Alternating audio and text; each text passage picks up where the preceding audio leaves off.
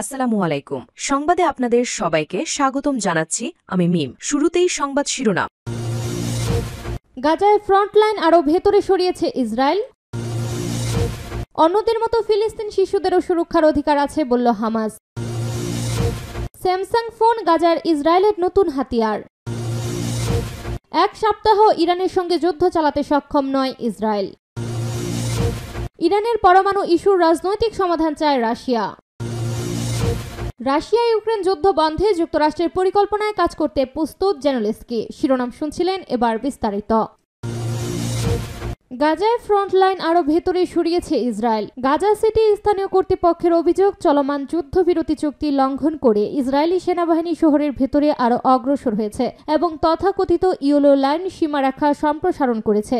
এতে আশরাফ আন নাজ্জাজ ও Baghdad street এলাকায় বহু ফিলিস্তিনি পরিবার ট্যাঙ্কের অগ্রযাত্রার মধ্যে আটকা পড়েছে। 20 নভেম্বর এক বিবৃতিতে গাজার গভর্নমেন্ট মিডিয়া অফিস জানায়, ইসরায়েলি বাহিনীর সীমার চিহ্নগুলো সরিয়ে প্রায় 300 মিটার ভেতরে চলে গেছে। হামলার মধ্যে আটকা পড়া বহু পরিবারের ভাগ্য অজানা বলে জানিয়েছে দপ্তরটি। তারা বলেছে, সীমারেখা সম্প্রসারণ যুদ্ধবিরতি চুক্তির প্রতি ইসরায়েলের স্পষ্ট অবজ্ঞা। শুক্রবার 21 নভেম্বর দক্ষিণ গাজার খান ইউনুসের পূর্ব দিকে ইয়েলো লাইনের ভেতরে ইসরায়েলি বিমান ও কামান হামলা অব্যাহত ছিল বলে স্থানীয় সূত্র জানিয়েছে। এইসব হামলায় একজন ফিলিস্তিনি নিহত এবং কয়েকজন আহত হয়েছে। এর আগে বুধবার গাজা সিটি ও খান ইউনুসের ইসরায়েলি বিমান হামলায় কমপক্ষে 25 ফিলিস্তিনি নিহত হন। গাজার মিডিয়া অফিস জানায়, গত মাসে যুদ্ধবিরতি কার্যকর হওয়ার পর থেকে ইসরায়েল প্রায় প্রতিদিনই আকাশ, স্থল এবং সরাসরি গুলিবর্ষণের মাধ্যমে হামলা চালিয়েছে। এখন পর্যন্ত যুদ্ধবিরতি লঙ্ঘনের 400-রও বেশি ঘটনা নথিভুক্ত হয়েছে। এসব হামলায় 300-রও বেশি ফিলিস্তিনি নিহত এবং শতাধিক আহত হয়েছে। যুদ্ধবিরতির প্রধান জামিনদার যুক্তরাষ্ট্র, মিশর, কাতার ও তুরস্ককে দ্রুত হস্তক্ষেপ করে হামলা বন্ধ ও খাদ্য, আশ্রয় সামগ্রী, চিকিৎসা সহায়তা এবং অবকাঠামো সরঞ্জাম সরবরাহের পথ নিশ্চিত করার আহ্বান জানিয়েছে গাজার কর্তৃপক্ষ। চুক্তিতে উল্লেখিত ইয়েলো লাইন হলো একটি অদৃশ্য সীমা, যেখানে যুদ্ধবিরতি শুরু হওয়ার পর ইসরায়েলি বাহিনী নিজেদের অবস্থান পুনর্গঠিত করে। এর মাধ্যমে ইসরায়েল গাজা উপত্যকার অর্ধেকের বেশি অংশে নিয়ন্ত্রণ ধরে রেখেছে বলে অভিযোগ রয়েছে। এই সীমার কাছে গেলে ফিলিস্তিনিদের লক্ষ্য করে গুলি চালানোর ঘটনাও নিয়মিত ঘটে। জাতিসংঘের স্থানীয় তদন্ত কমিশন, Amnesty International, Human Rights Watch, B'Tselem সহ আন্তর্জাতিক মানবাধিকার সংগঠনগুলো বলছে, গাজায় ইসরায়েলের সামরিক অভিযান গণহত্যা শামিল।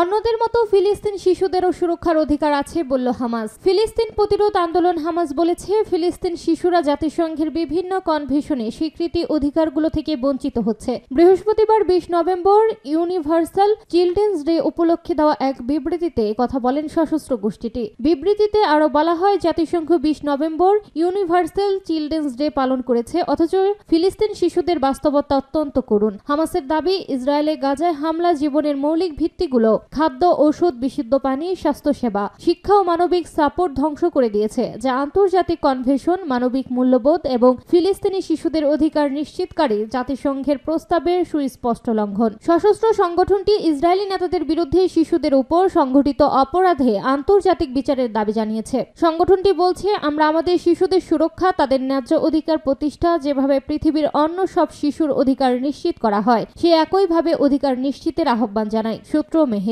স্যামসাং ফোন গাজা ইসরায়েলের নতুন হাতিয়ার। যুদ্ধবিরতি কার্যকর থাকার মধ্যেই গাজায় অব্যাহতভাবে হামলা চালিয়ে যাচ্ছে বর্বর ইসরায়েল। অবরুদ্ধ গাজায় ইসরায়েলি হামলায় একদিনে আরও 33 ফিলিস্তিনি নিহত হয়েছেন, আহত হয়েছেন আরও অনেকে। পাশাপাশি অবরুদ্ধ উপত্যকায় মানবিক সংকটের মাত্রা আরও তীব্র হয়ে উঠেছে। এহেন অবস্থায় ইসরায়েলি স্পাইওয়্যার অ্যাপ ক্লাউজের সঙ্গে স্যামসাং মোবাইল ফোনের সম্পর্ক ব্যাপক উদ্বেগ এবং নিরাপত্তাগত প্রশ্নের ঢেউ তুলেছে। সম্প্রতি পশ্চিম এশিয়া ও উত্তর আফ্রিকা অঞ্চলে বিশেষিত ডিজিটাল নিরাপত্তা সহায়তা প্ল্যাটফর্ম SMEX এর প্রতিবেদনে এমনই তথ্য জানিয়েছে। বৈরুতে অবস্থিত প্ল্যাটফর্মটির সদর দপ্তর থেকে প্রকাশিত এই প্রতিবেদনে বলা হয়েছে, কিছু স্যামসাং ফোন, বিশেষ করে গ্যালাক্সি A এবং গ্যালাক্সি M সিরিজ, যা পশ্চিম এশিয়া ও উত্তর আফ্রিকার বাজারে বেশ জনপ্রিয়। এতে অ্যাপ ক্লাউড নামে একটি ইসরায়েলি প্রোগ্রাম রয়েছে, যা ব্যবহারকারীদের অজান্তেই এবং সম্পূর্ণরূপে অপসারণের সম্ভাবনা ছাড়াই ডিভাইসগুলোতে ডিফল্টভাবে ইনস্টল করা থাকে।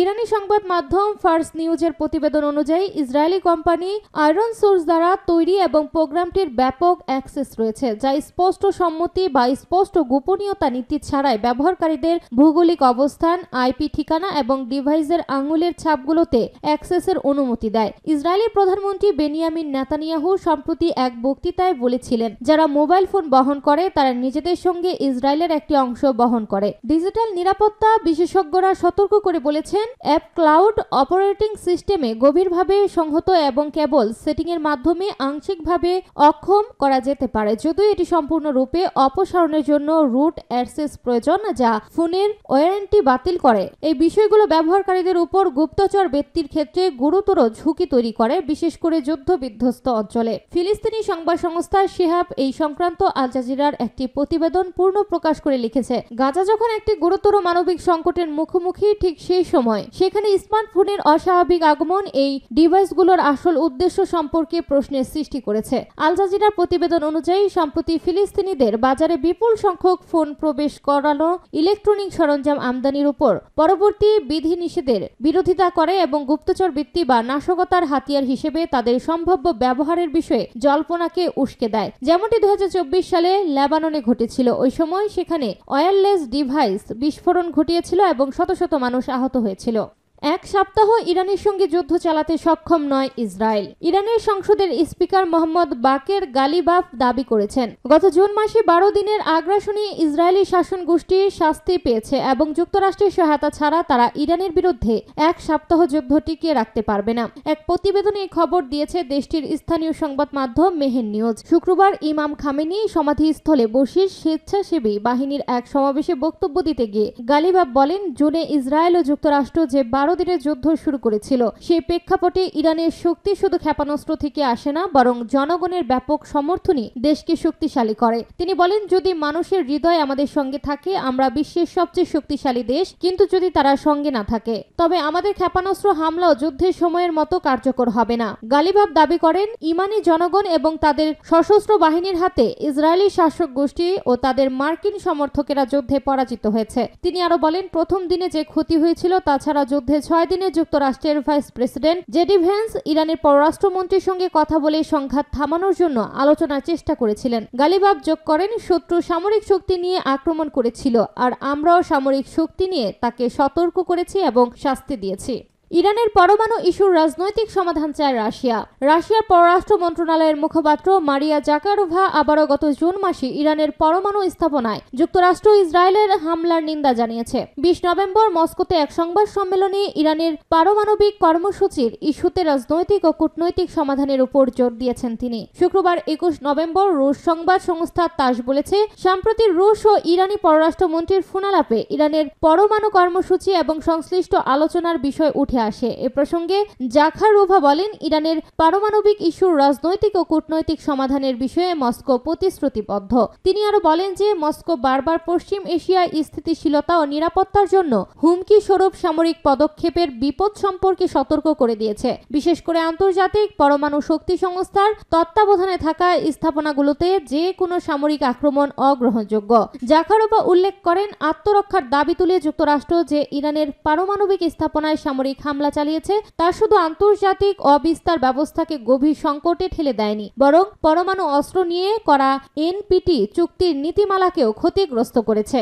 রুশ এই কূটনৈতিক আরো বলেন, কিছু বিদেশি পক্ষ ইরানের অভ্যন্তরে বিশৃঙ্খলা সৃষ্টি করতে চাইলেও তেহরান এখনো সংলাপকেই অগ্রাধিকার দিচ্ছে এবং মনে করে যে পারস্পরিক উদ্বেগ বিবেচনায় নিয়ে সমান মর্যাদার আলাপ আলোচনার ভিত্তিতে জাতীয় স্বার্থ সুরক্ষিত রাখা সম্ভব। জাকারোভা আরো উল্লেখ করেন, আলোচনা পুনরায় শুরু করতে হলে ইরানকে অবশ্যই গুরুত্ব নিশ্চয়তা পেতে হবে এবং তাদের পরমাণু স্থাপনাগুলো আর কখনো ক্ষেপণাস্ত্র বা বিমান হামলার লক্ষ্যবস্তু হবে না। তিনি আরো জোর দিয়ে বলেন, পশ্চিমা দেশগুলোকে নিষেধাজ্ঞা ও সামরিক হুমকির ভাষা বাদ দিয়ে ইরানের সঙ্গে আবারও কূটনৈতিক পথে ফিরতে হবে। সূত্র Meher news agency. Russia Ukraine যুদ্ধ বন্ধে যুক্তরাষ্ট্রের পরিকল্পনায় কাজ করতে প্রস্তুত জেলেনস্কি। ইউক্রেনীয় প্রেসিডেন্ট ভলোদিমির জেলেনস্কি বলেছেন, ইউক্রেন রাশিয়া যুদ্ধ থামাতে যুক্তরাষ্ট্র সমর্থিত পরিকল্পনা অনুযায়ী কাজ করতে তিনি প্রস্তুত আছেন। তবে ইউরোপের বেশ কিছু মিত্র দেশ বলছে, যুক্তরাষ্ট্র সমর্থিত এই পরিকল্পনাটি রাশিয়ার স্বার্থেই বেশি কাজ করবে। গতকাল বৃহস্পতিবার জেলেনস্কির কার্যালয় নিশ্চিত করেছে যে প্রেসিডেন্ট ওই পরিকল্পনার একটি খসড়া হাতে পেয়েছেন। আগামী কয়েকদিনের মধ্যেই তিনি যুক্তরাষ্ট্রের প্রেসিডেন্ট ডোনাল্ড ট্রাম্পের সঙ্গে এই নিয়ে কথা বলবেন। তবে অপ্রকাশিত এই পরিকল্পনার বিষয়ে জেলেনস্কির কার্যালয় থেকে সরাসরি কোনো প্রতিক্রিয়া জানানো হয়নি। তবে জেলেনস্কির কার্যালয় বলছে, ইউক্রেনের প্রেসিডেন্ট আশা করেছেন কূটনৈতিক সুযোগ ও শান্তি প্রতিষ্ঠার জন্য প্রয়োজনীয় মূল দিকগুলো নিয়ে আগামী কয়েকদিনের মধ্যে মার্কিন প্রেসিডেন্ট ট্রাম্পের সঙ্গে আলোচনা হবে। বেশ কয়েকটি গণমাধ্যমের খবর বলছে, 28 দফার এই পরিকল্পনা ইউক্রেনকে কিছু ভূখণ্ড ও অস্ত্র ছাড় দিতে হবে। এই পরিকল্পনা সংশ্লিষ্ট এক মার্কিন কর্মকর্তার নাম প্রকাশ না করার শর্তে বলেন, পরিকল্পনা অনুসারে রাশিয়ার কাছে পূর্ব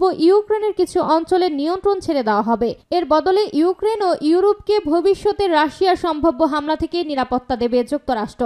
এই পরিকল্পনা নিয়ে 1 মাস ধরে কাজ করছে মার্কিন পররাষ্ট্রমন্ত্রী মার্কো রুবিও ও যুক্তরাষ্ট্রের বিশেষ দূত স্টিভ উইটকফ। ইউক্রেনীয় ও রুশ দুই পক্ষের জনগণের কাছ থেকে গ্রহণযোগ্য শর্তগুলো নিয়ে মতামত নেওয়া হচ্ছে বলে গতকাল নিশ্চিত করেছে হোয়াইট হাউসের প্রেস সেক্রেটারি ক্যারোলিন লেভিট। তিনি উদীয়মান এই প্রস্তাবের বিষয়ে বিস্তারিত মন্তব্য করতে অস্বীকৃতি জানিয়েছে। তবে তিনি বলেন, ট্রাম্প এই বিষয়ে তাকে ব্রিফ করেছেন এবং তিনি প্রস্তাবটি সমর্থন করেছেন।